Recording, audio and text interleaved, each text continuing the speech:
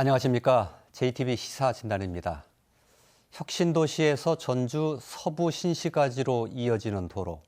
잘 아시는 것처럼 교통 정체가 정말 심각합니다.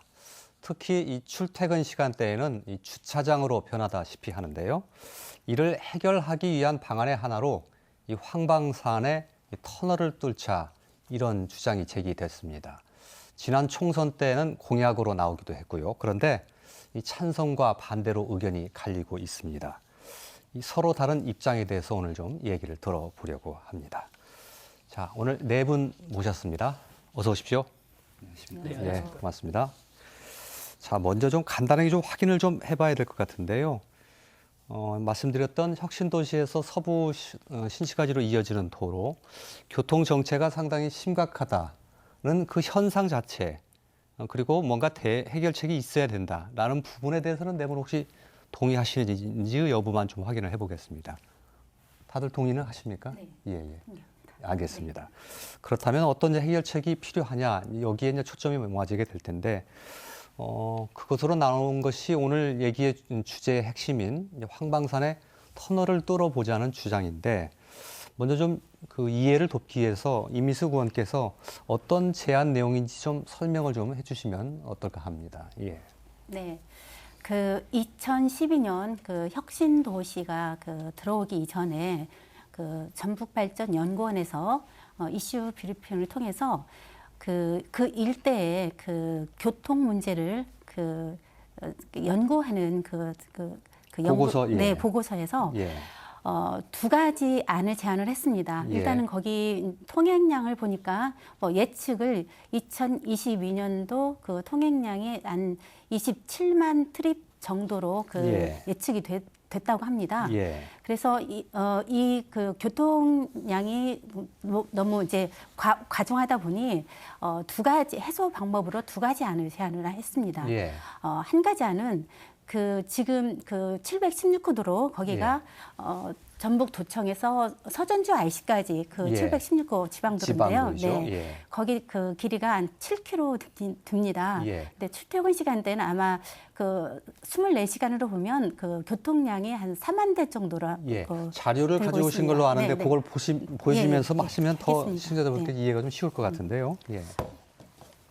예. 조금 전에 말씀하셨던 네. 도로가 어떤 도로입니까? 716번 도로가? 지금 716호 도로는 여기거든요. 여기에서 이렇게 가는 길이에요. 이게 716호 도로. 혁신도시 쪽으로 가는 쪽이죠. 네.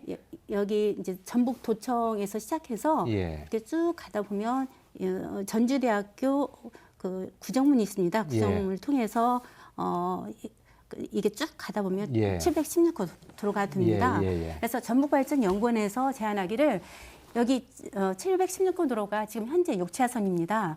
그런데 두 개 차선을 늘려서 8차선으로 하는 방법을 제안을 했고, 그거 한 가지 있고요. 네, 또 두 가지는 제2 진입도로를 제안을 했습니다. 그런데 첫 번째 안은 사실 현실적으로 농진청 거기에 공공 건물들이 들어가 있기 때문에 도로를 확장하는 건 현실적으로 좀 어렵고요.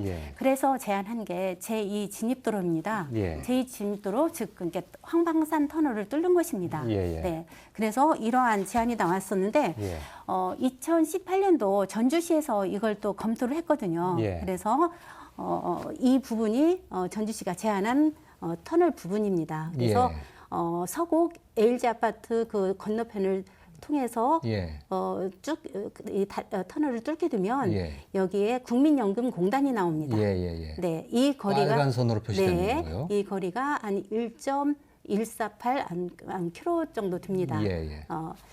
그래서 또 다른 일단 선도 있네요. 그 밑에는. 이 부분은 그래서 여기가 길이가 너무 길기도 하고 또 사업비도 많이 들고 또 일부 서곡 주민들의 반발이 있을 것 같아서 저 또한 또 전주시에서 전주시 의회에서 고민해본 바로 또 일부 시민들이 또 이러한 제안을 주셨어요. 그래서 효자공업묘지 앞에 야구장이 있습니다. 야구장 바로 뒤에 가면 작은 길이 나 있습니다. 이미. 그쪽을 보면 여기에 터널이 뚫을 수 있는 구간이 나옵니다. 그래서 그 구간도 굉장히 단축이 되고요. 또 예산도 절감이 되기 때문에 이 안도 대안이 될 수 있다. 그래서 두 가지 안으로 검토해 볼 수 있다는 것입니다. 이 그림상으로 보면 빨간색이 됐던 노란색이 됐던 어쨌든 터널을 뚫어서 교통난을 해소해 보자라는 주장을 말씀을 하신 겁니다. 여기에 대해서 이제 반론을 좀 펴셔야 될 것 같은데 어떤 분이 말씀하시겠습니까? 예, 이정희 소장님. 뭐 저도 이 보면서 좀 말씀을 좀 드리도록 하겠습니다. 거의 같은 그림인데요. 같은 그림인데요. 우선 그 이제 전주시에서 현재 그 이 콩쥐 팥쥐로 교통 혼잡과 지체를 어떻게 해결할 것인가 이 부분에 대한 여러 가지 계획들이 좀 있습니다.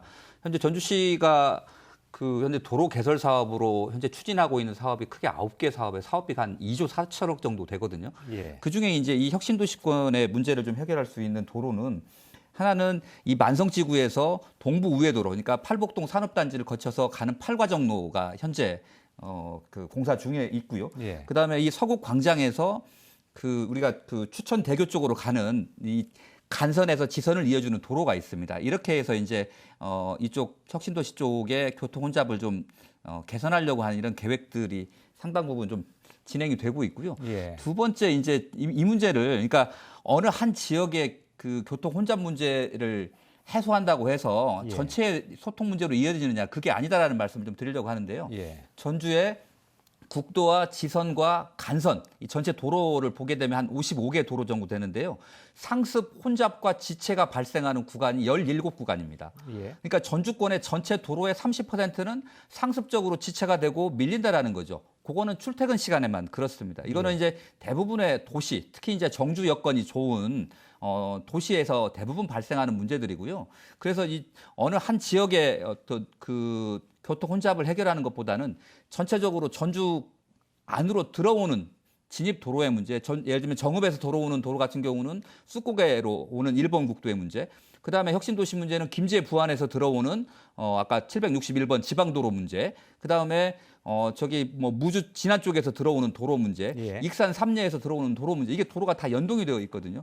그래서 이 도로 전체 도로망 전체를 염두에 두고 어떤 방식을 통해서 도로 개설이 가장 타당한 건지 아니면 입체 교차로를 통해서 사거리 교차로의 정체를 줄여나갈 것인지 아니면 도로의 선형을 하나를 늘려서 예를 들면 일정 부분의 뭐 좌회전 우회전의 속도를 좀 더 내주는 거라든지 신호 연동이라든지 그래서 이런 부분들에 대한 충분한 검토 속에서 황방산 이 이야기가 나와야 되는데요.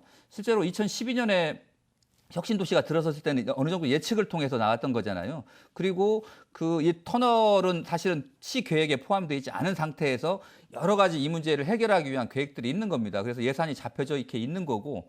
근데 이제 뭐 갑자기 요 문제가 2014년도부터 우리 이미숙 의원께서 제안을 하시면서 현재 아까 시가 계획을 하고 있다고 하는데 정확히 이 시 계획은 2018년 도로 기본계획을 수립하는 용역에서 사실은 제안한 내용입니다. 그래서 아직 뭐 구체적으로 법적으로 이 부분들에 대해서 검토를 했거나 그런 내용들은 아니어서 충분한 논의와 토론이 좀 필요하다 이렇게 말씀드릴 수 있습니다. 알겠습니다. 이렇게 정리를 하면 어떨까 싶습니다.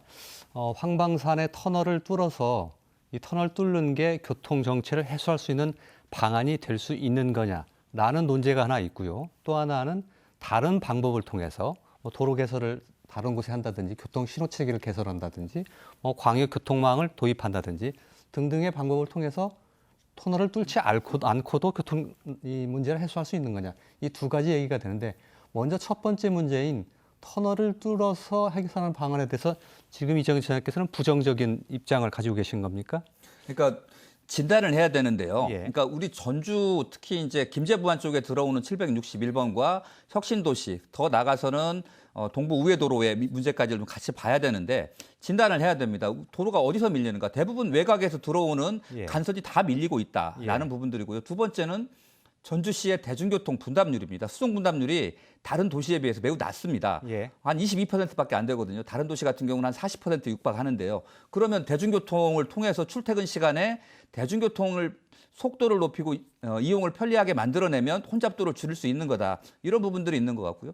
그다음에 불법 주차 문제라든지 선형 개선 문제들이 이게 안 되고 있습니다. 이 부분들에 대한 원인 진단이 먼저 한 다음에 그 이후에 교차로든 도로 확장이든 터널이든 이런 논의를 해야 되는데 터널 문제가 갑자기 선거 시기에 이게 좀 불거지고 쟁점이 되면서 그런 다른 문제들이 좀 덮여버리고 오로지 터널을 뚫을 것인가 말 것인가만 이야기가 되고 있는 부분들을 좀 지적하는 겁니다. 예. 혹시 저는 이제 거기에 좀 반론을 제기하겠는데요. 사실은 선거 때 이 문제가 제기된 건 아닙니다. 2012년도 혁신도시 이주하게 될 그 당시부터 생기게 됐는데요. 사실은 그 13개 공공기관이 들어옴에도 불구하고 지자체장이 잘못한 거죠. 왜냐하면 도로교통은 전혀 여기에 그 그림에 들어가 있지 않은 거예요. 그때 그 첫 단추를 잘못 깬 거거든요. 그리고 전주가 사실은 특이한 도시입니다. 우리 전주가. 수도권을 빼놓고 한강 이남에서 가장 유일한 전주가 베드타운이에요.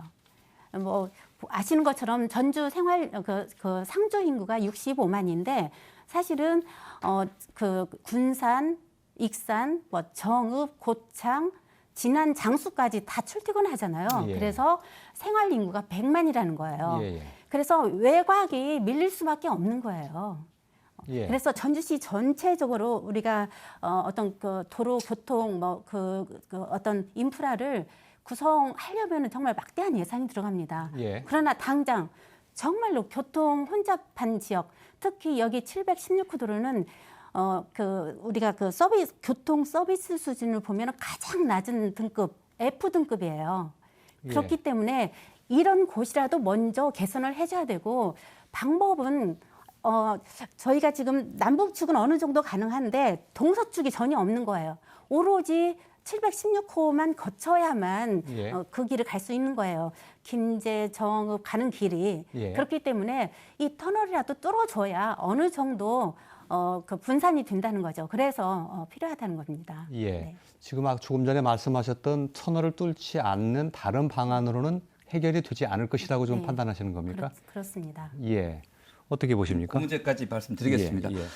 방금 얘기한 대로 그 혼잡도를 해결하기 위해서는 터널이 불가피하다고 이야기를 하셨는데요.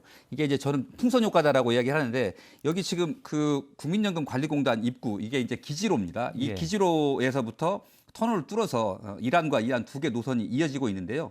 터널에 여기 국민연금 앞이 터널을 뚫는 자리로 지목이 되는 이유는 이 앞에 4차선 도로가 있기 때문에 그렇습니다. 예. 터널과 시작의 끝은 4차선 이상의 도로와 연결이 돼야 되는데요. 예. 그럴 경우에 지금 이 혁신도시 내부를 관통하는 도로거든요. 이 기지로가. 예. 근데 새로운 터널이 뚫리게 되면 상당 부분의 차량들이 터널 쪽으로 몰려들게 될 겁니다. 예. 그러면 현재 혁신도시 안에 그 소통 혼잡률은 그렇게 높지는 않은데요.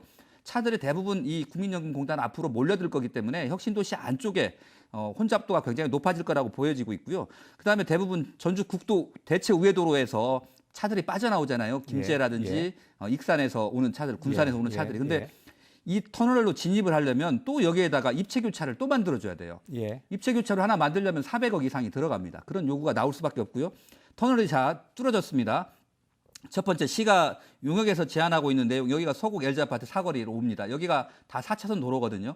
여기다 이어지게 되면 굉장히 많은 차들이 서곡 쪽으로 쏟아지게 됩니다. 서곡 쪽으로 쏟아져서 여기 그 온고울로로 이동하는 그러니까 산단 쪽에 있는 도로라든지 이렇게 해서 송천동 쪽으로 넘어가게 되는데요. 그렇게 될 경우에 서곡 쪽의 교통 혼잡도가 매우 높아질 거다 이렇게 보고 있고요.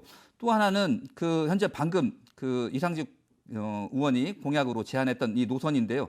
여기 같은 경우는 유연로라고 하는 곳에 그 접속이 되는데요. 이 유연로가 현재 혼잡도 2등급입니다. 예. 이 2등급은 이제 F등급 바로 아래쪽인데요. 이쪽으로 들어게 되면 여기 혼잡도가 아마 F등급 이상으로 올라갈 거고요. 실제로 여기는 유연로는 그 현재 2등급이지만 대한방직 지나서 여기 그 진북 터널까지 구간은 혼잡도가 가장 높은 구간이거든요. 예. 쉽게 얘기하면 이 혁신도시 쪽에서 터널을 뚫어서 유연로에다가 차들을 쏟아내기 시작하면 유연로에서부터 여기 본병원 사거리를 지나서 진북 터널까지는 가장 알겠습니다. 혼잡도가 높아질 거고요. 한 가지 더 말씀드리면 대한방직 부지가 현재 개발이 되게 되면 아파트의 어떤 수요 차량들, 그다음에 복합 상업시설을 이용하는 차량들이 몰려들게 되면 더 혼잡해질 거고요. 현재 서부신시가지에 전반적으로 혼잡도가 높아지잖아요. 예. 단지 이 터널을 뚫어서 혁신도시 오가는 뿐만이 아니고 삼천의 효천지구도 가셔야 되고요. 여기를 건너서 사실은 송천동 지역으로 가셔야 될 분들이 계시는데 이쪽 지역 전체의 교통이 굉장히 큰 혼잡이나 지체가 발생할 수밖에 없다 이렇게 보고 있습니다. 간단히 요약하면 터널 뚫게 되면 그곳으로 차량들이 많이 몰리게 될 것이고 그것으로 인해서 혁신도시도 마찬가지고 서부시시까지 일부가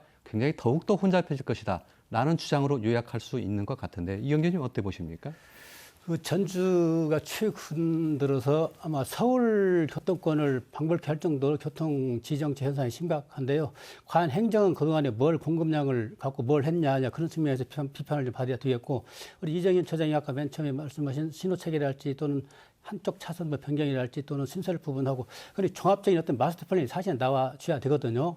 아마 그것은 중장기적으로 만들 걸로 보고 오늘 주제는 황방산 터널이 과연 분산 효과를 가져올 것이냐 저는 이 측면에 대해서는 뚫어야 된다고 저는 생각하는 입장이기 때문에 왜 그러냐면은 2012년도 전북 연구에 제시할 때 앞으로 심각한 교통체증 현상이 일어났기 때문에 이런 정도로 대안을 제시를 한 거예요. 근데 아까 말씀하신 것처럼 제1안은 안 되는 거고 농촌진흥청 부지 문제 때문에 2안이 이제 한방산 터널인데 혁신도시가 지금 300만 평의 인구 3만 명이 계획돼 있습니다. 그리고 완성 법조타운이 다 지금 완성이 돼가지고 지금 막 상가 이번 입주하고 지금 단계에 있어요. 그러고 머지않아 대한방직 부지 저대로 좀 공업지역으로 놓아둘 수는 없단 말이죠. 어떤 식으로든 또 개발이 될 거란 말이죠. 이런 지금 개발 수요가 엄청나게 많이 있고 도시가 팽창을 하는데 그런 어떤 그 분산 효과가 적다고 해서 또는 다른 식의 어떤 풍선 효과를 유발할 것이라고 해서 이대로 놓아줘야 되느냐. 난 그건 아니라고 보고 근본적인 대책은 될 수가 없어요. 이거는 어떤 처방을 하더라도 근본적인 대책은 아니라고 보고 다만 한방산 터널을 뚫음으로써 분산 효과는 있을 것이다.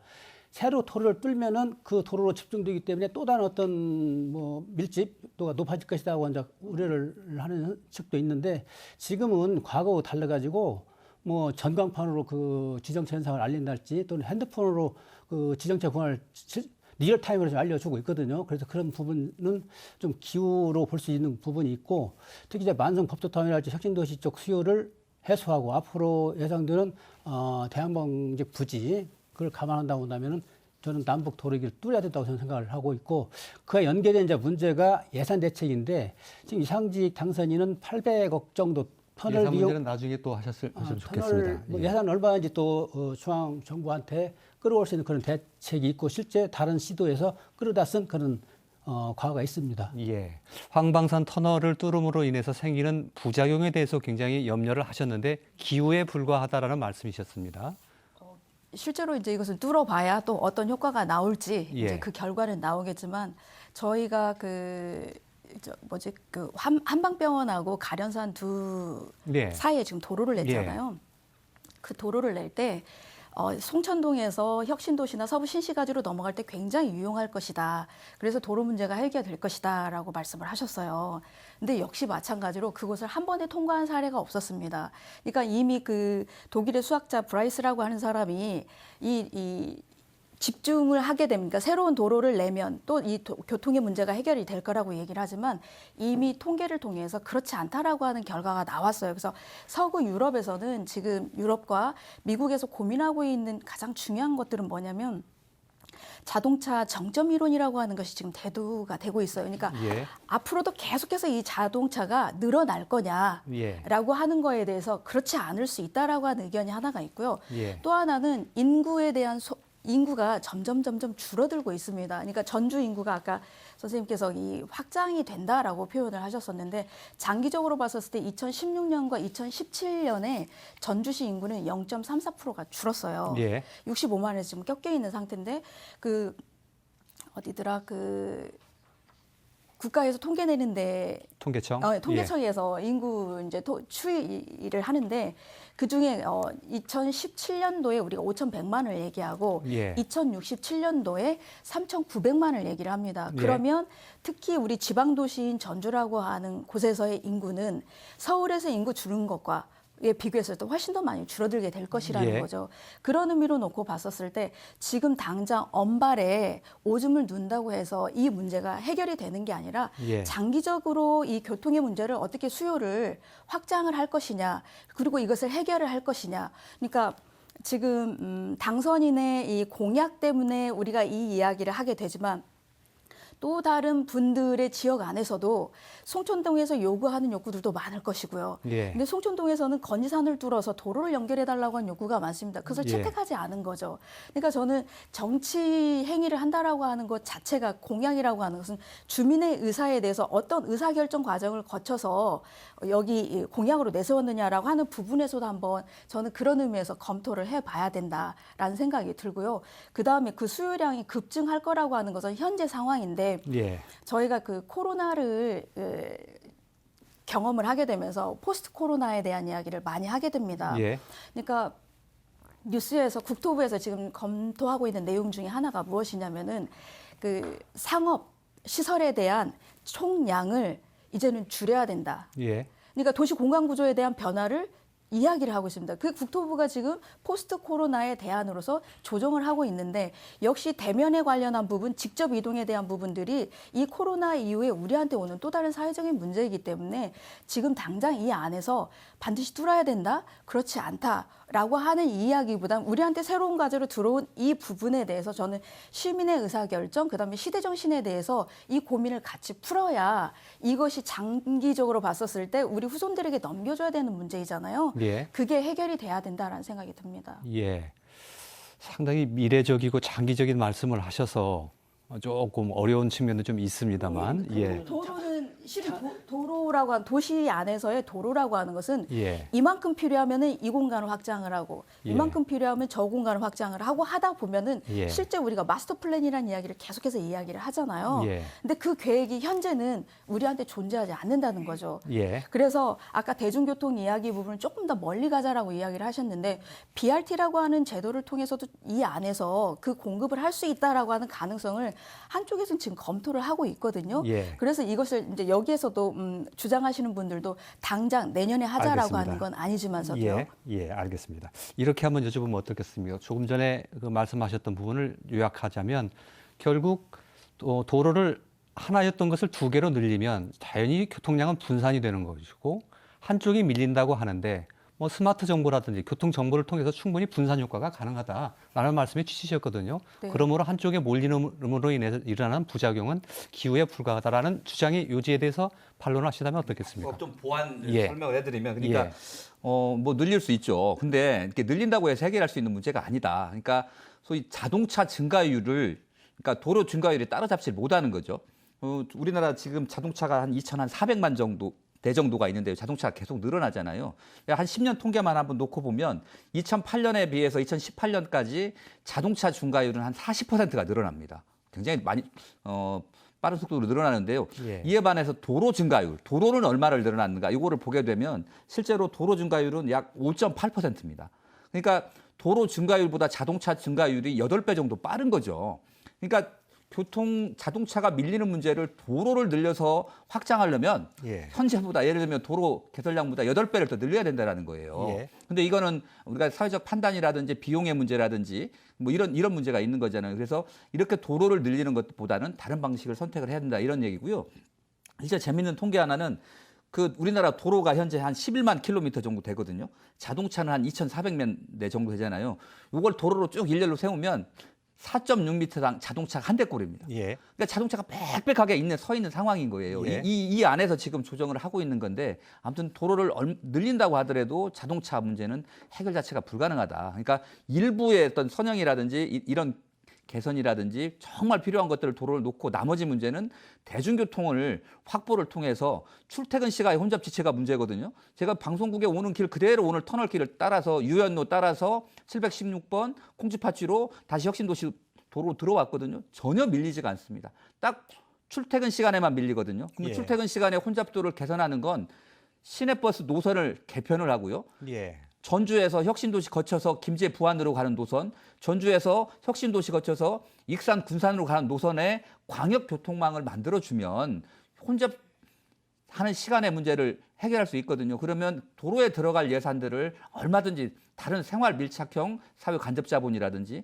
아니면 복지제도에 쓸 수 있다라는 측면에서 저희는 이 문제를 접근을 하고 있는 겁니다. 예. 어떻게 보십니까? 맞는 말씀이고요. 근데 그걸 실행하기까지는 엄청난 비용이랄지 시간이 많이 걸리는 대목이 있고 또 워낙 그 승용차 문화에 젖어 있기 때문에 대중교통 이용한다는 것이 좀 어렵지 않겠는가. 예컨대 뭐 전주에서 부안에 직장 있는 분들이 왔다 갔다 할 때 그 대중교통 이용하라고 해서 이용할까? 그렇지 않을 거예요. 막 이상적인 거는 이해를 하지만 또 두 번째 문제는 자동차 증가율이 한 8배 정도 좀 도로 증가율이 높은데 그건 뭐 어쩔 수 없는 현상이고 자동차 증가율, 도로 증가율이 따라갈 수는 없는 거예요. 자동차 증가율이 되는 만큼 행정이 도로 증가율을 높이는 거, 정부가 높이는 거 그런 걸 뒷받침해줘야 되는 문제를 이제 정리를 해야 되겠고 아까도 김 대표께서 말씀하신 그 새로운 도로를 내면은 집중도가 높아지기 때문에 그 효과를 거두기가 어렵다 이런 이론인데 그 이론이 나온 게 실험을 한 게 벌써 50년 전의 얘기예요, 그가. 그래서 지금은 아까 얘기한 것처럼 뭐 핸드폰으로 리얼타임으로 그 혼잡 지역을 다 안내해주고 또 한가한 지역 도를 다 안내해주고 있거든요. 또 전광판을 세워서 뭐 몇 킬로 뭐 지정체 다 지금 나타나고 있거든요. 그래서 50년 전의 실험 결과를 현대에 적용하는 건 좀 무리가 있다고 보고 있고요. 그렇다면은 어떻게 할래? 이 하우투 문제에 대해서 대답을 해줘야 되는 거예요. 행정기관이. 광역교통망은 전라북도가 접근을 해야 같이 해야 되는 거고 전주시만의 문제도 아니잖아요. 또 김제랄지 뭐 완주랄지 여러 가지 임실랄지 관련된 지자체가 있어요. 이런 문제는 도가 또 조정을 해야 되고 이런 문제에 대한 종합적인 대책을 만들어라는 거예요. 그것은 중장기 대책을 만들어야 되고 다만 현재 지금 서북권 교통 대란을 맞이하고 있는 이 시점에서 이 부분을 갖고 지금 논의를 하고 있잖아요. 그럼 이대로 놓아둘래? 뭐 충분한 효과가 아니다. 근본적인 대책이 아니다. 물론 근본적인 대책이 될 수는 없어요. 이게가. 터널 하나 그 1.2km 뚫는다 해서 모든 교통이 분산이 돼가지고 되겠습니까? 그건 아니에요. 하지만 분산 효과는 있을 걸로 보고 그런 정도라도 말을 해줘야. 왜 그러냐면은 만성 법도타운 애당초 그 전북정원이 제안할 때는 상정도 안 된 그 상태에서 혼잡 예상이 되니까 이런 터널 뚫는 방안도 하나 제외를 한 거예요. 근데 혁신도시 완성이 됐죠. 또 만성지구 완성이 됐단 말이에요. 앞으로 미래에 대한방지 완성이 될 거예요. 언젠가는. 그것도 대비를 해줘야 되는 거예요. 대한방지 지금 7만평의 부지가 공업지를 그대로 놓아둬요? 그 놓아줄 수 없을 거예요. 김승수 시장도 그렇고 송환진 지사도 마찬가지로. 그래서 이런 미래 수요에 대비해서 지금부터 착실히 대응을 해야 설계하고 예산 세우고 정책하려고 한다면 시간이 아무리 빨라도 2년이 그냥 훌쩍 지나가는 거거든요. 행정은 이런 교통수요에 대비해서 계획을 세우고 그림을 그려줘야 된다. 그래서 이 한광산 터널 문제도 분명히 교통 분산 효과가 있고 아까 말씀하신 여러 가지 우려는 좀 있긴 하지만 그렇다고 해서 가만히 놓아둘 수 있냐 그대로 보고 있으래 또 그건 아니잖아요. 저는 그 교통에 있어서 여러 가지 김윤순 대표를 지목해서 말씀하셨기 때문에 발언 기회를 드려야 되겠습니다. 예상되는 수요가 뻔히 나와 있기 때문에 그게 대비를 해야 된다. 그래서 그 하나 방편이 될 수가 있다 이렇게 저는 말씀을 드리는 거죠. 저는 그 이제 아까 그 교통량 관련한 부분에서 실제로 그 BRT 내지는 또 다른 대중교통 수단을 이 안에 도입을 하게 되면 정읍이나 내지는 외곽으로 김제나 이 외곽으로 출퇴근하는 차량은 이 차를 가지고 가되 이 내부에서 움직이는 분들의 이 이동량은 줄어들 수 있다는 거죠. 그래서 이 체계가 도로를 넓힘으로써 모든 게 해결이 되는 게 아니라 그 내용도 반드시 우리한테는 가져와야 될 과제라고 하는 게 있고요. 그 다음에 지금 2020년 3월 1일부터 룩셈부르크라고 하는 나라에서 도입된 정책이 뭐냐면은 기차와 그다음에 BRT와 버스가 무료입니다. 예. 그러니까 교통이 너무나 도로는 좁고 차는 많고 사람이 너무 많이 움직이니까 이걸 해결할 수 있는 방법이 뭘까? 이거저거를 여러 군데를 찾아봤음에도 불구하고 그 해결책이 없는데 그 해결의 대안으로 내놓은 게 뭐였냐면 무료로 하는 거예요. 예. 대신에 무료를 하는 대신에 차량에 대한 억제를 하는 거죠. 그러니까 환경세 도입부터 시작해가지고 그래서 예. 이용을 최대하고 그러니까 대중교통에 대한 이용을 최대하고 승용차에 대한 내부에서 움직이는 승용차에 대한 이동을 최소화하는 그런 정책들을 세워나가는 나라가 있고 이미 다른 유럽의 나라나 미국에서는 실험을 하고 있고 실현을 하고 있어요. 그러니까 프랑스 같은 경우에도 역시 마찬가지로 이 13만 인구를 가지고 있는 그 사토우라고 하는 지역 안에서도 이미 무료 버스를 운영을 하고 있습니다. 그러니까 이게 지금 당장의 그 출퇴근의 문제가 해결해야 되기 때문에 그 많은 돈을 여기에 투자를 한다? 그럼 교통에 의해서 발생되는 균형 발전, 다른 지역도 굉장히 밀리는데 왜 이 지역이어야 되는가라고 하는 거에 대한 문제 제기를 할 수 있잖아요. 예. 그런 의미로 보게 되면 우리 지역도 해주라, 우리 지역도 해주라라고 하는 의미에서 다 똑같이 해줘야 되는 거죠. 근데 왜 여기만 해야 되느냐라고 하는 또 다른 이웃의 또 제기가 있을 수 있다는 거죠. 그래서 저는 종국에 가서는 이 선택을 어떤 결과를 낼지는 모르겠지만 예. 이 과정 안에서 많은 주민들의 의견들을 어느 쪽으로 취합을 할 거냐 그 예. 과정들이 우리한테는 남겨진 과제라고 그런 의미에서 생각이 듭니다. 예, 알겠습니다. 대표께서 말씀 제가 한마디 더 드리고 예. 그 맞는 드리겠습니다. 내용은 맞는 말씀이라니까요. 근데 그걸 과연 현실적으로 우리 전라북도에서 또 전주에 실행 가능하냐 이 문제가 지금 남는 거예요.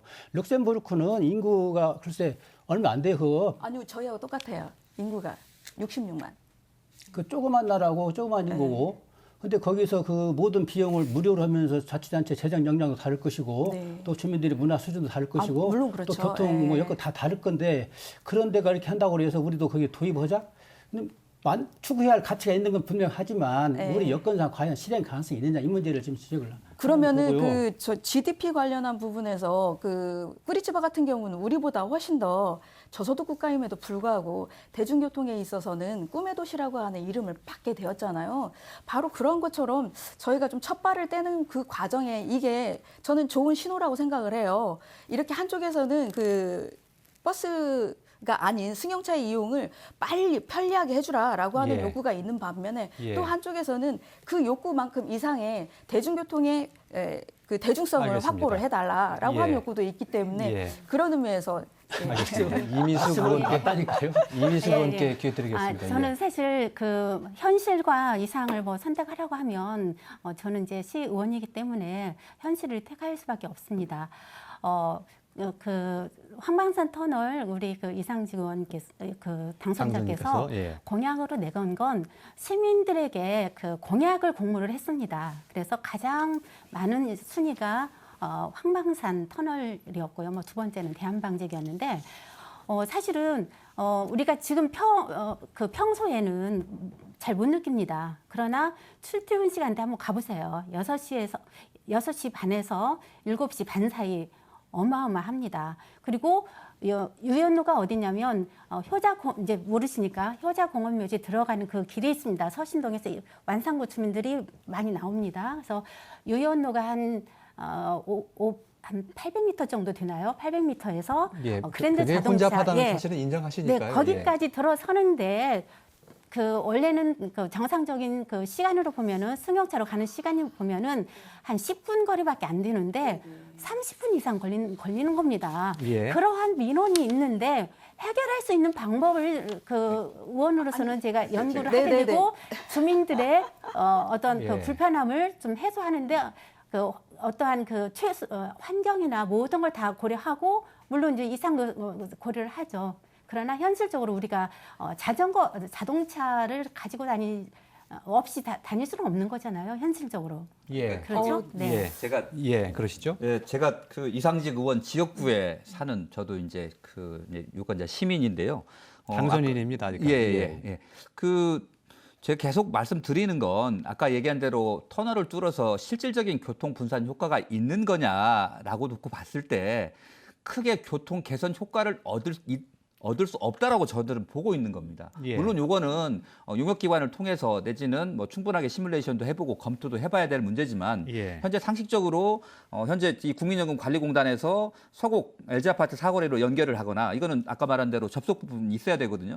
그다음에 유연로 쪽으로 접속을 했을 경우에는 혼잡도는 더욱더 높아질 수밖에 없는 거고 오히려 송천이라든지 그다음에 이 효천으로 가는 이 도로까지 다 얽히고 설켜가지고 혼잡도는 높아질 거라고 저희는 판단을 하는 거고요. 두 번째는 저희가 지금 황방산 터널 하나를 얘기를 하는 거지만 저는 이 터널 하나 뚫고 말자 그 이야기를 하는 게 아니고 전주시의 도로 정책과 교통 정책의 중심을 어디다 둘 거냐 저는 이 문제라고 생각을 합니다. 예. 이번 전주 울 지역의 공약을 놓고 보면 크게 3종이 패키지예요. 하나는 터널이 있고요. 하나는 백제대로 고가도로가 있습니다. 그리고 또 하나는 혼잡하고 차를 많이 가지고 예를 들면 상업지역에 가면 혼잡하니까 주차장을 만들겠다라는 공약이 있습니다. 공약화가 되진 않았습니다만 삼천의 하상도로를 놓겠다라고 하는 공약이 있는 거죠. 그러니까 예를 들면 전주 을 지역의 여러 가지 혼잡의 문제들이 이런 문제들을 고가도로를 놓고 그다음에 터널을 뚫고 주차장을 만들고 삼천의 하상도로에는 또 차폭에 있는 도로를 예. 놓겠다라는 거거든요. 결국은 이게 황방산 터널 하나 문제지만 지금 이 시기 코로나19의 이후 도시의 확장이 조금 줄어드는 시기에 이 교통의 문제, 혼잡의 문제를 대중교통이라고 하는 대중교통을 활성화하고 시내버스 노선을 바꾸고 버스 외에 다양한 교통수단을 도입하고 광역교통망을 구축하는 걸 선택할 것인가? 아니면 쉽게 뚫고 주차장 만들고 하상도로 놓고 고가도로 건설하는 방식을 선택할 것인가? 저는 이 문제의 시금석이기 때문에 굉장히 중요하다라고 이렇게 보고 있습니다. 예, 방금 말씀하셨던 그런 개선 방안들이 터널 효과를 버금가는 그런 효과를 가질 수 있을 것인가에 대해서는 두 분은 어떻게 생각하십니까? 네, 제가 먼저 말씀드리면 일단은 지금 전주시에서는 정말 그 716호 이 교통난 해소를 위해서 터널을 뚫어야겠다는 그런 계획이 있었습니다. 그래서 이 전주시에서 만든 이 계획인데요. 전주시 도로건설 관리 계획에 그 황방산 터널이 수립 들어가 있습니다. 계획 용역한 거죠. 예. 그렇죠. 용역 계획 안에 들어가 있는 용역을 건 해보니까 필요성이 있으니까 이 계획 안에 들어간 거예요. 수십 개 있습니다. 도로 아닙니다. 노선은. 이게 한 권입니다. 이 한 권에 아니, 도시 다른 계획 노선들도 시설이 다 계획에 들어가- 있다는 얘기죠. 아니 그러니까 황방산 터널만큼은 들어가 있습니다. 이 계획에 들어가 있습니다. 그냥 만드는 계획이 아닙니다. 이거 충분히 전주시에서 검토하고 필요성이 있기 때문에 이 관리 계획에 넣는 겁니다. 그래서 이 관리 계획이 우리 2030 전라북도 도시 계획에도 이게 반영이 되는 겁니다. 예. 이미 수립이 필요성을 느끼기 때문에 전주시에서 이거를 수립을 한 겁니다. 예. 그리고 2018년 3월 5일 날 고시를 했어요. 전주 시민들에게 하겠습니다 하고 고시를 했습니다. 그 계획 네. 관리계획 용역 제안서에서 제안이 들어와서 관리계획을 만들었고 네, 그 네. 관리계획서에는 굉장히 많은 도로 계획들이 있는 거잖아요. 그러니까 다른 데는 차차 하더라도 황방산 터널만큼 그리고 716호 교통 혼잡에 대한 대안으로 이러한 계획을 수립을 해놨다는 겁니다. 네, 그러니까요. 네. 그 부분들이 현재 전라북도 도시건축위원회에 지금 위원회도 상정이 돼 있고 그러거든요. 근데 저가 계획이잖아요. 우리가 예를 들면 필요성이 있기 기본계획이든 때문에 관리계획 아니까 전주시에서 인정합니다. 그러니까 관리 계획을 그냥 세우는 거 아닙니다. 아니, 그러니까 들어가 충분한 용역을 거치고 시민의 의견을 수렴하고 도시계획 전문가의 의견을 들어서 그 계획을 수립을 하는 겁니다. 한번 그 페이지 네. 한번 열어봐 주시죠. 그 5장에 보면 관련한 계획은 단락 2장이 있습니다. 터널 단면도 하고 그러니까 예산하고 연수가 노선 중요한 예측도가 게 아니라 있고요. 이게 그 필요한 다음에 거니까 올려놓은 겁니다. 그러니까 여러 사업 네. 계획에다 반영을 하고 있는데 관리 계획에는 굉장히 많은 도로 개선 사업, 입체 교차로 건설 사업 굉장히 다양한 게 있습니다. 저게 있는 거 아마 계획에 있는 도로를 아마 사업별로 계획을 하게 되면은 아마 몇십조 원짜리 도로 계획이 있는 거고요. 예. 저 안에서 충분하게 이제 검토를 하고 그다음에 예산 수립이라든지 이런 부분들을 가지고 이제 우선순위를 정해야 되는데 저희들이 판단하기에는 현재 계획에는 집어넣었다고 하더라도 여러 다양한 우선순위들에 있어서 저는 뒤로 갈 수밖에 없는 사업인데 저 뒤에 있어야 될 사업들을 자꾸 앞으로 가져오려고 하는 거는 저희들은 좀 문제다라고 보는 거죠. 예, 예. 아니 알겠습니다. 행정에서 예, 예. 이미 결정한 사항이기 때문에 저는 예. 이거 존중을 한다고 합니다. 예, 알겠습니다. 그러니까 존중을 계획 안에 한다고 포함되어 있는 합니다. 거 예. 인정한다니까요. 예, 알겠습니다. 예. 이 부분은 좀 정리를 좀 제가 좀 여쭤보고 가겠습니다. 도시 관리 계획에 이제 들어가 있다는 말씀을 네, 하셨는데 네, 네. 그렇기 때문에 분명히 될 것이다라고 말씀을 하시는 겁니까? 이제 전주시가 뭐 예산이 반영이 되고 그 추진이 된다고 하면 가능하다고 봅니다. 예, 네. 그렇지만 네, 네. 이쪽에서는 일종의 검토의 대상 정도일 뿐이지 그렇죠. 계획에 있는 거 반드시 검토 대상 실행되는 것은 하겠다라는 아니다 이렇게 정도죠. 바라보고 있는 네. 거죠. 그렇죠. 예산만 반영이 된다고 하면 이미 그 타당성 용역을 했기 때문에 이게 터널이 화장실 용역 안 가능한 했어요. 예. 했습니다. 어떤 용역을 어쨌든 말씀하시는 이 거예요? 터널에 대한 용역을 했기 때문에 이 아니 계획에 통역 들어간 아니고 거예요. 지금 도로건설 네. 관리계획을 수립하는 과정에서의 그러니까 아까 어느- 말한 대로 여러 제한 사업들 그 용역사가 그러니까 용역은 한 겁니다. 그냥 넣은 게 아니에요. 어느 정도의 용역은 거쳤기 때문에 이 관리 계획을 수립을 한 겁니다. 그러니까 계획 세우기 거저 위한 전주시가 용역이잖아요. 그냥 예. 생각으로 넣은 게 아니에요. 뜻인지 알겠습니다. 네, 예. 간단한 용역을 하고 예. 필요성을 느끼기 때문에 계획에 예. 수립을 한 겁니다. 전주시 전반적인 도로 관리 계획에 관한 용역을 했다라는 말씀이신 것 같습니다. 네, 예, 뜻이고 예. 다만 황방산 터널에 집중해서 한 용역은 들어있지 않다라는 예, 말씀을 예, 하신 것 같습니다. 한 가지 좀 다시 또 확인하겠습니다. 황방산 터널 뚫을 경우에 종점부와 시작되는 부분, 그러니까 혁신도시 일대라든지 서부신시가 일대 교통 혼잡해질 수 있다. 계속 주장하고 계시는데 그 부분 한 말씀 더 듣고 다른 질문 하나 더 드리겠습니다. 터널이 뚫리면은 터널을 그냥 A와 B 구간을 그냥 다이렉트 이렇게 뚫는 게 아니고 예. 터널 뚫면 거기에 이제 예컨대 뭐 노탈이랄지 여러 가지 도로가 있지 않습니까? 그걸 하기 때문에 저는 그것도 기후라고 보고요. 또 아까 말씀하신 것처럼 터널이 뚫렸다고 하더라. 그래서 그쪽으로 다 몰리는 어떤 쏠림 효과가 있을 거예요, 분명히. 하지만은 그것도 뭐 아까 얘기하신 것처럼 뭐 스마트 어떤 기기랄지 또는 뭐 도로 어떤 표지판이랄지 다 안내를 하기 때문에 나는 그런 부분들이 미리 기후로 보고 있는데 그런 걸 기후라고 그런 걸 염려된다 해가지고 그 반대했던 부정적인 것에 어떤 전면에 내세워서 그런 논리는 좀 맞지 않다고 저는 보고 있고요. 예. 또 일단 터널 같은 경우는 산 등성을 뭐 훼손시키고 이렇게 자르려고 하는 게 아니잖아요. 가장 친환경적 도로 개설이 또 이 터널이거든요. 그래서 그런 측면에서 어떤 환경 낭비적 비용도 줄이고 또 뭐 소음이랄지 여러 가지 피해도 좀 줄이고 또 그걸 거꾸로 도로에서 적어도 그 서부 오이도로 같은 데 통과하는데 그럼 한 40분 이상이 걸릴 겁니다. 아마 금요일날 같은 데는 1시간 정도 빠져나오기 어려워요. 예. 그럴 때 나오는 어떤 미세먼지랄지 또는 가스랄지 배출가스 이런 걸 환경오염 생각하면은 이건 가만히 놔둘 수가 없는 거죠. 저는 뭔가 손을 대야 된다고 보는 거예요. 예. 근데 전주시가 관리 계획을 갖고 있지만 이건 그냥 구상의 계획이에요. 예. 그중에서 완급을 따져서 실행할 것을 용역 추진하고 할 거예요. 근데 황광산은 지금 안 들어가 있는 걸 저는 알고 있고 내가 이번 토론학도 취재를 좀 해보니까 전주시가 좀 너무 나태하게 있더라고요. 황광산 터널에서 물어보니까 뭐라고 답변을 하냐면은 우리는 그걸 고려하고 있지 않다. 이유가 뭐냐?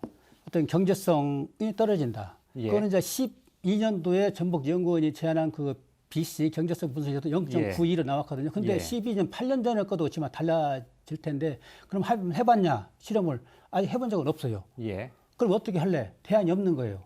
그럼 이상직 당선인이 800억 국가예산 소요 드는데 이상직 안대로 한다면 아니라고 예. 한다면은 그걸 분이 끌어와서 한다고 하는데 어떻게 생각하냐? 그렇다면은 검토해 보겠다. 예. 근데 예산이 없어서 돈이 없어서 못 오는 거예요. 예. 그리고 SOC는 경제성하고 분석을 대상이 아니라고 저는 봐요. 왜냐하면은 노무현 대통령이 했잖아요. 호남 고속철도 할 때 경제성 가지고 막 난도질하니까 그 호남 고속철도 이런 SOC는 경제성 갖고 하는 것이 아니다. 정정을 해가지고 빨리 공사를 추진했던 경험이 있고 예. 김대중 대통령도 서해안 고속도로 할 때 예. 1년 앞당겨서 하겠다 했잖아요. 예. 경제성 갖고는 알겠습니다. SOC를 재단하지 말아라. 예. 일단 공급을 해줘야지 먼저. 알겠습니다. 경제성 분석하고 SOC는 공급을 절대 못 하는 거예요. 이거는. 알겠습니다. 예. 제가 여쭙지 않은 부분 말고 다른 부분까지도 언급을 해주셨는데요. 제가 반대쪽에 여쭤본다면 계속해서 원인 진단 그리고 종합 대책이라는 말씀을 많이 하시는데 이건 상당히 시간도 많이 걸리는 것이고요. 또 행정이 상당히 적극적인 의지를 가져야 그것도 굉장히 많은 시간이 소요가 돼서 할 수 있는 일이기 때문에 이건 굉장히 불편을 느끼시는 분의 입장에서는 하지 말자는 얘기 아니냐 이렇게 들으실 수도 있거든요. 어떻게 말씀하시겠습니까? 아니, 뭐 저희도 뭐 그렇게 생각하는데요. 일단은 아까 우리 이경재 위원님 말씀하신 거 좀 조금 예. 반박을 좀 하고 말씀드리겠습니다. 예, 예. 지금 그 전주 일단 동서로 뚫는 축들이 좀 많이 막히는 편인데요. 지금 여기 보시면 진북 터널에 있는 구간, 그러니까 아까 대한방직 지나서 본병원 사거리 지나서 진북 터널까지 가는 구간이 혼잡도가 가장 높습니다. 아까 말한 대로요. 예. 근데 이 대부분들의 이 저로의 접속의 유연로로 접속했을 경우에는 이 기존에 있는 진북 터널 구간까지 완벽하게 더 혼잡도가 늘어난다라고 하는 부분들을 먼저 설명을 한번 드리고 싶고요. 예. 그다음에 이제 미세먼지 효과들을 얘기를 하십니다. 근데 그거는 제가 보기에는 그 빈대 하나 잡는다고 소가 잠깐 태우는 격이다. 저는 예. 이렇게 생각을 합니다. 왜냐하면 실제로 미세먼지 배출은 자동차잖아요. 자동차를 줄이는 거에 대해서가 훨씬 더 효과적이지 잠시 지체하는 문제에 대해서 효과가 있으니까 이걸 개선하자라고 얘기는 적절하지 않은 것 같고요. 다만 또 한 가지는 이 황방산이 뭐 환경적으로 큰 문제는 안 된다라고 얘기를 하고 있습니다만 시민들이 요구하는 건 여기 하루에 1,000명 이상이 예를 들면 이용하고 있는 산들이기도 하고요. 특히 혁신도시 권역에 있는 분들은 터널을 선호하신 분이 계실지 모르겠습니다만 예. 예를 들면 두연마을이라든지 용연마을 쪽 이쪽에서의 이 그 황방산을 진입할 수 있도록 그래서 여기가 이제 자연림도 많이 보존이 돼 있거든요. 알겠습니다. 여기 잘 보존된 산림을 좀 이용할 수 있도록 이렇게 얘기하자 하고 있고요. 그다음에 혁신도시 주민들이 그 이 산업단지 쪽에서 그 넘어오는 미세먼지라든지 가스상 입자상 물질 이런 부분들이 있거든요. 이런 부분들을 황방산이 어느 정도 막아주기도 하고 흡수원이 되기도 하거든요. 초미세먼지 같은 경우는 40% 이상 흡수를 하니까요. 이런 여러 가지 도시의 숲이 가지고 있는 다원적 기능 그리고 이것들을 시민들이 이용했을 때 얻을 수 있는 여러 가지 이익들을 감안해서 봤을 때는 저는 이 황방산에 800억을 들여서 터널을 뚫는 것보다는 현재 황방산의 98%가 사유지입니다. 이 사유지를 만들어서 공공이 이용할 수 있는 그리고 나서 여기다 터널을 나중에 합의를 해서 뭔가 대안을 모색을 해보든지 할 수 있다고 생각을 하는데 우선순위에서는 저는 그 예산을 통해서 터널을 뚫는 것보다는 사유지를 매입해서 명품 공원으로 만드는 것들이 훨씬 우리 시민들이나 인근에 살고 있는 주민들에게 훨씬 이익이 될 거다 이렇게 봅니다. 예, 알겠습니다. 예. 잠깐만 짧게 좀 부탁드리겠습니다. 진북터널 그 교통 체증이 풍산 효과처럼 그리 또 쏠릴 것이다. 그 얘기는 이와 별도로 도심 내 교통 네트워크는 다시 만들어야 돼요. 전주시가 별도 문제로 과제로 놔둬야 되고 또 금방 그 이야기하신 자동차를 줄이는 건 맞죠. 근데 줄일 수가 현실적으로 가능하냐 그런 문제에 대해 자꾸 그 원론적이고 좀 이상적인 그런 얘기를 하면은 좀 공허한 그런 느낌이 좀 드는 대목이 또 있고 그래서 터널 아까 이제 사유지가 많은데 그걸 먼저 개발하고 나중에 터널 동네 그런 사유지를 근데 그것도 너무나 좀 공원 만든다는데 누가 반대를 하겠습니까? 근데 현실적인 어떤 대안을 좀 제시해야 알겠습니다. 정작 중요한 거는 제3 금융도시가 앞으로 조성이 될 거예요. 근데 반대된 이유 중에 하나가 금융 인프라하고 교통 인프라가 두 가지가 문제가 됐었잖아요. 전주 도심 가는데 신도심 가는데 30분, 40분 걸린다더라. 이게 누가 했어? 알겠습니다. 지금 운영부 직원들이 언론에 플레이한 거예요. 그것이 소문이 나가지고 퍼지고 그런 문제도 해소를 해야 될 대상이면 분명하다는 거 말씀드리고요. 시간이 많이 됐는데 제가 혹여 시간이 더 지나면 여쭤보지 못할 것 같아서 좀 여쭤봐야 되겠습니다. 이정희 처장님께. 중간중간에 말씀을 하셨는데 터널을 뚫는 것 외에 다른 대안으로 할 수 있는 게 몇 가지 주요한 것을 꼽자면 어떤 것들이 있습니까? 소개만 좀 해주시죠. 일단은 외곽 도로의 간선망의 흐름들을 최대한 원활하게 만들어주는 체계가 좀 필요한 것 같고요. 그래서 이제 현재 지금 국도 대체 우회 도로들이 많이 만들어지고 있잖아요. 그런 부분들과의 진입들을 좀 더 원활하게 만들어주는 이런 선형 개선이라든지 교차로 신설이라든지 그다음에 이제 사거리에서 주로 막히게 되잖아요.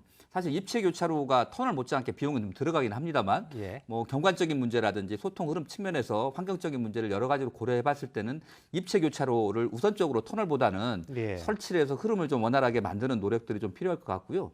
그다음에 이제 요즘 뭐 ICT 기반해 가지고 신호 연동이라든지 교통 감응 요 부분들을 철저하게 좀 도입을 해주는 것들이 필요하다고 보여집니다. 그리고 뭐 일부는 사실은 도로 다이어트인데 차선을 좀 줄이고 최대한 확보를 하면 도로를 한 차선을 늘릴 수가 있거든요. 이런 부분들은 좀 최대로 확보를 해야 됩니다. 이런 경우에는 불법 주차라든지 이런 부분들은 잘 단속을 해야 되고 시민의 또 참여들도 있어야 된다고 생각합니다. 어떤 대안들이 있는지 시청자 여러분들께서 궁금해하실 분들이 있을 것 같아서 여쭤봤고요. 조금 전에 사업비 얘기 좀 하다가 좀 말았었는데 지금 800억 얘기하고 있는데 이상직 당선인께서는 500억 얘기하고 있죠. 네네. 그건 그럼 어떻게 확보할 방안은 있습니까? 네, 사실은 전주시가 처음 용역했던 건 이제 800억 정도 나왔는데요. 우리 아까 그 이정현 처장님께서 하셨던 그 환경 문제하고도 서곡 주민들의 그 입장도 있을 것 같아서 논의를 해본 바로 그 거리도 줄이고 예산도 줄이는 방법 그 길이 이제 이 노선으로 하게 됐는데요. 저 노선으로 하게 된다면 한 500억 정도 나오게 됩니다. 그리고 이 터널을 만드는데 산을 깎아서 자연을 훼손한다든가 그런 건 아닙니다. 터널이기 때문에 요즘에는 터널을 신공법으로 하기 때문에 환경에 크게 영향을 미치는 일은 없다고 합니다. 그래서 그 국가에서 그 혼잡도로 개선을 해주는 그 예산이 있습니다. 그런데 그동안에는 광역시에만 해당이 됐습니다. 그러나 이 혼잡도로 개선법을 발의한 의원이 계십니다. 그래서 50만 인구에게도 혼잡도로 개선 국비를 좀 지원을 해주자. 그래서 지금 발의를 해놨기 때문에 그 이게 법률에 국비 확보가 근거해서 국비할 수 있다 해서 이런 말씀이시고요. 국비 확보가 가능하다는 거. 알겠습니다. 여기 혁신도시에 입주해 있는 공공기관으로부터도 일부 좀 사업비를 받자 이런 안도 있었던 것으로 아는데 그 맞습니까? 네, 맞습니다. 사실은 그 혁신도시에 13개 공공기관이 있는데요. 확인만 좀 해주시죠. 일단 그 부분에서 그분들이 정말로 이 터널이 필요하기 때문에 뭐 감사님들끼리 모여서 뭐 중앙에 건의하는 뭐 그런 준비하고 있는 것도 알고 있습니다. 알겠습니다. 500억이라고 하는 예산은 상당히 좀 뭐 치밀하게 좀 하신 계산이신가요? 네, 어느 정도 비용 추계인데요. 여기 같은 전문가들로부터 충분히 좀 아까 얘기를 말씀하신 듣는 대로 겁니까? 사유지가 많긴 하지만 주인이 뭐 한두 명으로 이 구간은 그렇습니다. 그래서 그 사유지를 매입하는 데도 큰 어려움은 없을 걸로 생각합니다. 알겠습니다. 한 가지 더 양측에 좀 여쭤볼게 짧게 좀 말씀해 주셨으면 좋겠는데 이게 새만금의 발전과도 굉장히 밀접한 관련이 있다는 것이 이상직 당선인의 주장입니다. 어떻게 판단하십니까? 새만금요? 별 관련이 없다고 보십니까? 저는 그 지역 발전에 뭔가 도구가 될 수 있다라고 말씀들을 하시는데 어떻게라고 이야기하는 거에 대해서 너무 추상적이고 대책이 없기도 하고 이 도로 하나가 나서 도대체 얼마만큼의 효과를 낼 수가 있는가, 관광의 확대인 것인지. 그래서 저도 오히려 제가 여쭤보고 싶었던 부분이 진짜 어떤 부분에 효과가 있는 것입니까? 라고 하는 것들이 오히려 듣는 사람들에게 궁금함을 자아냈던 부분이었습니다. 두 분께서는 어떻게 보십니까? 새만금과 연관이 있습니까? 일단은 우리 혁신도시가 지금 정주 여건이 SOC 사업이 충분하지 않아서 도로를 일단 확충을 해주면 정주 여건이 조성이 되고요. 그 도로를 통해서 혁신도시를 거쳐서 그다음에 전북도청을 거치고 또 한옥마을을 거쳐서 거친다고 하면 남전주 IC가 사실은 생기게 됩니다. 지금 현재 새만금 고속도로가 건설 중에 있습니다. 그래서 바로 새만금 고속도로를 만들기 때문에 그 새만금 고속도로와 연계를 하게 되면 그러니까 전주를 거쳐가는 사람들이 바로 새만금과의 접근성이 용이해진다는 거죠. 그러면 당연히 관광객 수도 늘어날 거고 당연한 얘기 하신 거잖아요. 경제성도 느껴지는 거라고 생각을 합니다. 노선은 전주 국도 대체 우회도로하고 새만금 고속도로하고 연결이 어떻게 하느냐의 문제인 거지. 터널하고 새만금하고 관계가 없고요. 한 말씀 드리면 금융도시 아까 얘기하셨잖아요. 세계적인 금융도시의 특징이 뭐냐. 아까 말한 대로 접근성이라는 교통 중요합니다. 근데 어떤 교통이냐. 대중교통망입니다. 예를 들면 뭐 세계적인 그 기업들이 몰려있는 미국의 포틀랜드 같은 경우 인구 60만 우리하고 비슷하거든요. 여기는 교통수단이 굉장히 다양하고요. 예를 들면 뭐 경전철, BRT, 그다음에 스트리트카 이런 것들이 있어서 대중교통이 이용하기 편리한 도시가 금융도시로 성장할 수 있는 도시다. 이렇게 말씀 주셨습니다. 대중교통이 30초 드리겠습니다. 대중교통이 편리성을 갖추려면 터널도 있어야 되고요. 또 아까 이야기하신 새만금과 연계해서 뭐 광역교통망 큰 효과가 있을 거라고 보는데 새만금 연계는 좀 무리가 오버한 거고 다만 혁신도시 제3금융중심지 신시가지 도청 이 하여튼 교통 사통팔달하는 큰 효과로서 상당히 큰 기여를 할 거로 저는 봅니다. 알겠습니다. 시간이 막바지에 이르렀는데요. 마무리 말씀을 양측에서 한 분씩 정도만 한 30초 정도씩 들으면 어떨까 합니다. 오늘 좀 얘기가 좀 평행선을 좀 달린 느낌이 있는데요. 정리를 하는 차원에서 그렇게 듣도록 하겠습니다. 어느 분이 하시겠습니까? 김유진 대표님. 저는 승용차를 이용하는 입장에서, 그러니까 자동차를 이용하는 입장에서 도로를 개설해달라고 하는 사람의 욕구에 지금 귀를 기울인 거고, 또 다른 한편에서는 또 다른 그 지역의 주민분들께서는 나 버스를 타고 다니고 싶어. 자전거를 타고 다니고 싶어. 왜 그 욕구에 대해서는 귀를 기울이지 않을까라고 하는 게, 그래서 저는 교통에 있어서의 균형을 어떻게 잘 이루게 할 거냐라고 하는 부분은 결국은 리더의 역할이라고 저는 생각을 하거든요. 그래서 이미 지금 한쪽의 이야기에 지금 집중하고 있는 상황이잖아요.